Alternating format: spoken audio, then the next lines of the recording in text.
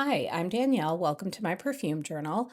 On my channel, I talk about all kinds of perfumes, affordable perfumes, designer perfumes, niche, vintage, celebrity, you name it, I probably wear it.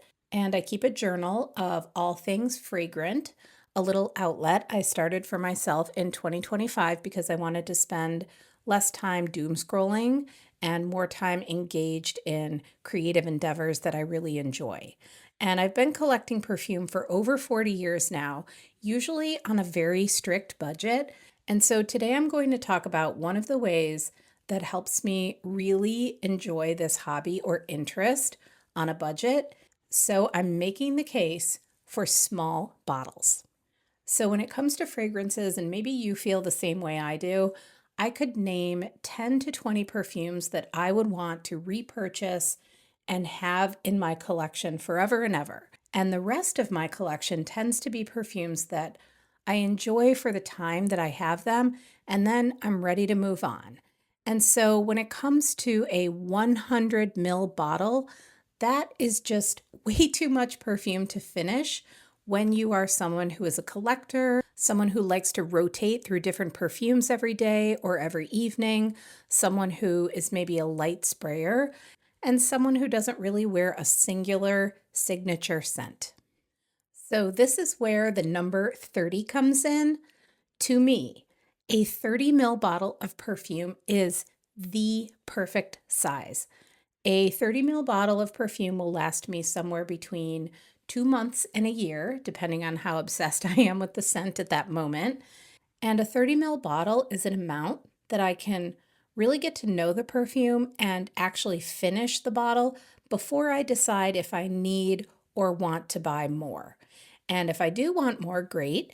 If not, I'm not stuck with a huge bottle on my shelf that will remain more than half full for years at a time or that I need to declutter. Not to mention, a 30 ml bottle is so cute. It's like the puppy of the perfume world. Over the last few years in particular, I've been opting for 30 ml sizes whenever they're available. I love to blind buy affordable perfumes, and 30 ml sizes are often readily available. And so if I blind buy a perfume that is affordable to me and I discover that I don't love it or it's redundant in my collection, I can give it away to someone who might enjoy it more or someone who might want to try it themselves. And it's a lot more fun to give a little bottle to a friend than try to sell it on a secondhand site. And so on my tray here are a whole bunch of small bottles that I have collected over time. And I have no doubt that I will enjoy each and every one of them down to the last drop. And it won't take me years and years and years to finish all of them. I'm going to share just a handful of the perfumes on the tray that I haven't talked about on my channel before, or maybe I haven't talked about them in a while. So first up is Rosamunda from Laboratorio Olfattivo. This is your traditional rose saffron oud perfume. It's really not a whole lot different than most of the other rose saffron ouds that are out there, except for one thing, this cute little bottle. So rose saffron and oud is a scent profile I am not always in the mood for. It's not one of my everyday reach kind of scent profiles, but when I am feeling the rose saffron oud mood, I have this little bottle to reach for. And this might not be the most popular opinion, but I also like that this particular rose saffron oud perfume does not last for days upon days on my skin and my clothes. Rose saffron ouds can be a little overwhelming and persistent, but Rosamunda is not. It's kind of like the Goldilocks of the rose saffron ouds. It's a just right, very solid perfume in the perfect size for me. So next up is Multiball from Pearfat Parfum. I don't think I've ever talked about this on my channel before, and if I have, it's been a really long time. This is a super, super fun scent. So Multiball smells like lime cola and stainless steel. And I know that sounds really weird, but it works. Allie from Pearfat, like many independent artisan perfumers, makes really conceptual perfumes that are always super fun to sample and wear. So Multiball smells like a trip back in time to a 1950s diner with everyone gathered around a pinball machine. It's quirky and it's kitschy and it's retro and it's whimsical.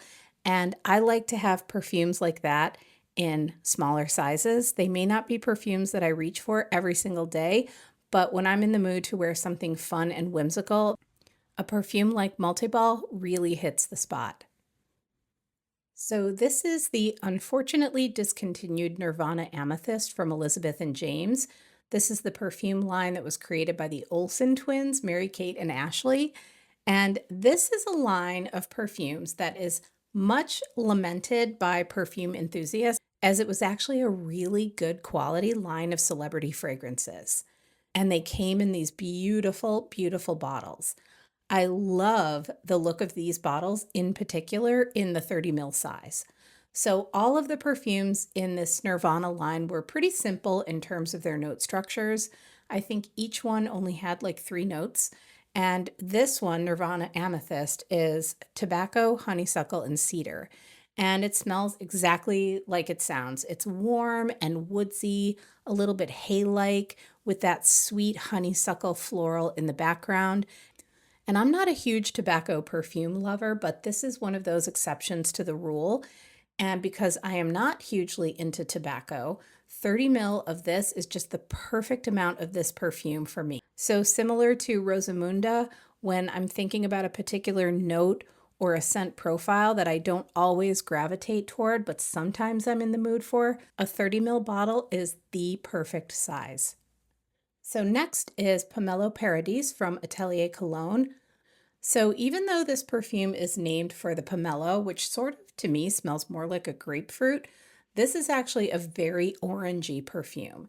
It's fresh, it's sweet and juicy, and it's not so much like a photorealistic citrus scent, but it's more like, imagine one of those drawings of a citrus fruit that looks almost real, but you can still tell it's a drawing. It's kind of like that. It's like the Norman Rockwell version of a citrus perfume. And in this particular size, this is a great one to like throw in your bag if you're going out for the day and you want to be able to freshen up your scent. So in making my case for the 30 ml bottle, they are so easy to carry with you when you want to be able to like refresh your perfume throughout the day. Okay, so even though these are pretty pricey for the size, I do love the smaller size bottles of Jo Malone perfumes. And a lot of these I purchased on vacation. Even though they may not be the greatest value for money, a 30 ml bottle of a more expensive perfume is a great souvenir to bring back from a trip, and it also doesn't take up a whole lot of room in a suitcase.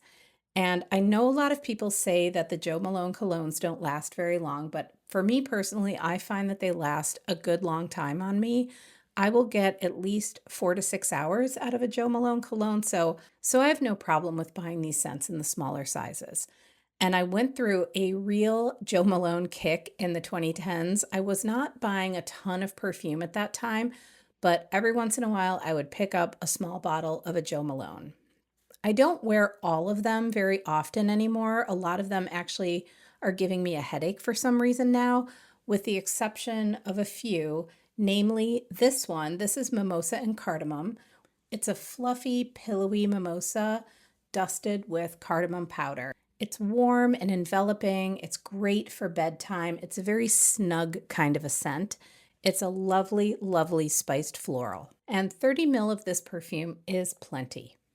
So I love the Sarah Jessica Parker Lovelies in the 30 ml sizes. I think they are so flippin' cute, all lined up on a shelf. And I just re-upped on a huge 100 ml bottle of the original Lovely. And I kind of wish I had also gotten a 30 ml just for the cuteness factor. And also because that one is so strong on me, I don't think I'm going to go through a whole 100 ml bottle of that. But we're not here to talk about Lovely. This is Lovely Lights. And I haven't talked about this one in quite a while on here because this bottle is actually empty. And I will get another one in the spring. This is just the prettiest creamy floral. And while the original Lovely has a sharpness to it, I'd even go as far as to say it has a bit of a bite to it. There's nothing like pointy or spiky whatsoever about Lovely Lights. What I get from this perfume is like a sweet, lotiony honeysuckle kind of a vibe. It does that wonderful thing that perfumes do when you put a sweet citrus note like mandarin and a white floral like a jasmine or a gardenia together. It goes all like silky creamy, and then you throw in this beautiful honeysuckle with some amber in the base, and it's just so pleasant. It's such a nice perfume. And as much as I love sampling and smelling artistic perfumes, conceptual perfumes, challenging perfumes, luxury perfumes, a lot of the time, I really just kind of want to smell like a really nice, pleasant, enjoyable, affordable perfume. Those perfumes just feel really good when you wear them. They just kind of make you happy. Okay, let's do one more. Let's go with the classic queen herself, Miss Crystal Noir. So when I bought Crystal Noir, it was a blind buy for me. I wasn't sure if I would like it, so I went with the 30 ml. And even though I adore, and I mean I adore this perfume, 30 ml is kind of good for me because this is so strong on me that I only need like a spray or two for the whole entire day. And this is also one of those perfumes that I would like to get the EDP of. This is the EDT. And if I were to get another version of this, I would get that in a 30 ml size. I think that would be enough, and maybe even the Parfum as well. So this one, the EDT version of Crystal Noir, if you have not yet smelled it, to me it's one of the most unique designer perfumes out there. There always seems to be a little bit of debate about the notes in Crystal Noir and its different concentrations. Like, does it have gardenia or doesn't it? Does it have fig or is it coconut? So I'm going to tell you what the Versace website itself says that this perfume has, and then I'll tell you what I get from it. On the Versace website, it says the top notes are cardamom, pepper, and ginger. The mid notes are gardenia, peony, and orange flower, and the base notes are amber, sandalwood, and musk. And for the Parfum version, it has the exact same notes on the website. They did not have the EDP for sale on the website when I checked, so I can't compare the EDP with the EDT and the Parfum. But I suspect that if the EDT and the Parfum notes are the same, that the EDP probably is too. So what I get from this perfume in a nutshell is a very soapy, spicy, woody, floral musk. To me, there is a lot of creaminess in this, which is why I think fig and coconut are tossed around as notes. And there's probably some kind of material or materials that end in lactone in this perfume. Those materials are the ones that give perfume like a milky, creamy, coconutty, figgy kind of quality to it. So even if coconut and fig aren't listed as notes, there are very, very likely materials in this that will give that kind of a feeling because it is pretty undeniable when you smell it. At least to me it is. And gardenia can come off a little bit like that too. It can have like a creamy, fatty, waxy kind of a feel to it. And then bumped up against that soapiness, it's just such a good combination. It's like the lather of a bar of really creamy, expensive, wonderful soap. And to me, this perfume smells really, really classy. Like when I wear this, I want to be dressed in all black, like black trousers, a black turtleneck sweater with like a camel colored cashmere wrap just casually draped over my shoulders. Like I don't own a camel colored cashmere wrap, but if I did, I would wear it with this perfume. And then like black boots and a red lip. That's what this perfume gives me. Chic, classic, noticeable without being overstated or distasteful. It's just so good. I love my little 30 ml bottle of Crystal Noir so much, and this will continue to last me quite a while because a couple of spritzes of this really is plenty. And so I am putting out a plea to all perfume brands. Please give us smaller sizes. I see tons of fragrance enthusiasts calling for this on social media, and I think you can also see the desire for this in the number of decant shops that have popped up. That's like a relatively new trend that shows that there's a market out there for smaller sizes. And yes, smaller sizes are probably more expensive to make and aren't as lucrative for brands, but for those brands that are offering them, I would like to say thank you from the bottom of my perfume loving heart. So I would love to know what your thoughts are on this. Do you love smaller bottles or do you not prefer them? Or maybe you're somewhere in between. Thank you so much for watching, for spending your time here with me, and for chatting perfumes with me in the comments. I hope you have a really great day, and I will see you in the next video. Bye.